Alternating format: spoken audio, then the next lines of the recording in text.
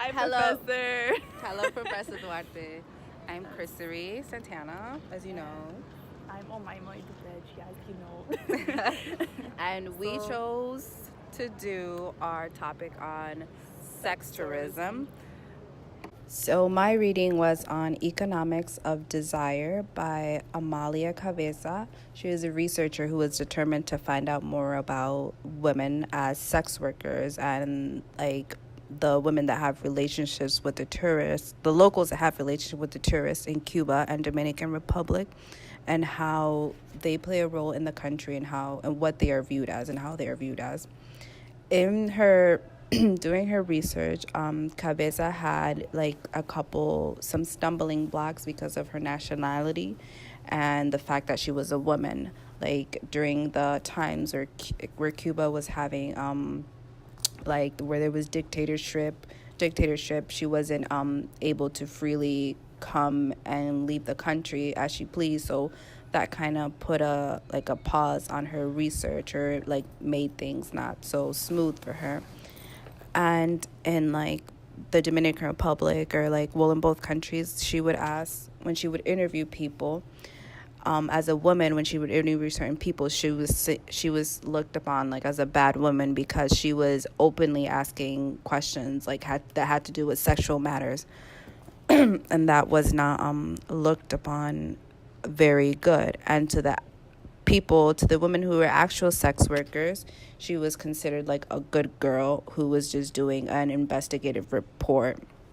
Well, she told everybody who questioned her that she was doing an investigative report, so they were more honest about that. Cabeza also talks about the history of how the Dominican Republic has a longer history with in the sex market, and using women to bring in tourists and travelers to bring more money to the country. And a lot of Cubans were specifically saying, we are not going to be another Dominican Republic. They were very against it, especially since Cuba is known to be a safer country with lower violence rates, lower drug rates, and the education over there is very good, and they have great health system also. But it seems that they couldn't stop themselves from becoming their sister country. And Cabeza quoted, policies and politics promoting seems like they were promoting sexual effective relations, and many saw this as an opportunity for more money, and women having especially having their women, the Cuban women, on the front page of a Playboy magazine to bring in more foreigners to the country. Though sex tourism was Cabeza also the talks topic was about getting very how big. some women did not consider themselves sex workers because they had genuine relationships with the foreigners or the tourists. Like they would go out on dates, and the tourists would buy them gifts and take them out to fancy restaurants, pay for their taxis, pay their bills, or send them money for whatever bills they have to pay. She mentions how she found that a bit interesting because are they sex workers, or are they just women who happen to fall in love with a tourist who's buying them, who's giving them all these goods in exchange for their services? Throughout the chapters, she also talks about women wanting to be the La Chica de Cuba because they want to stay in Cuba because the things are just going so well with them.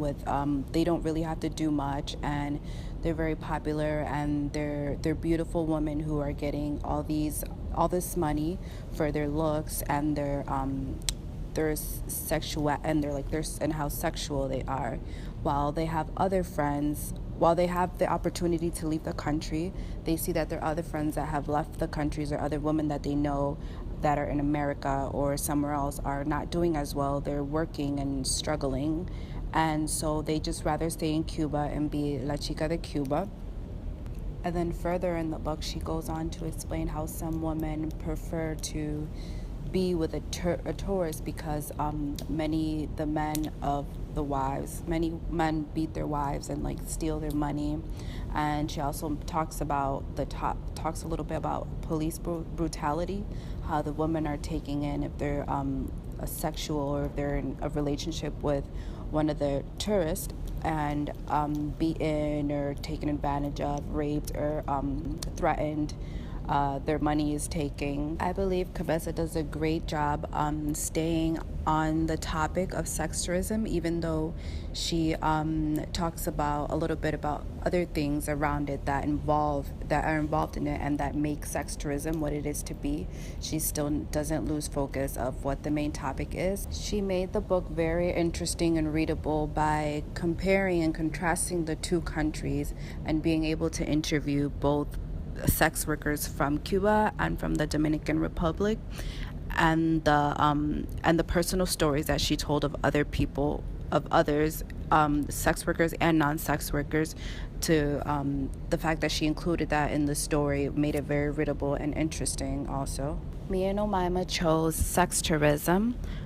Sex tourism in Bahia, ambiguous entanglements, and the economics of desire, because it was honestly one of the more fascinating topics that we talked about in the class, and we were both also able to learn about the history and. Okay, so the book that I chose is Sex Tourism in Bahia, Ambiguous Entanglements by Erica Williams. And in all honesty, I found this book the most interesting out of all the journal reading response that I have done.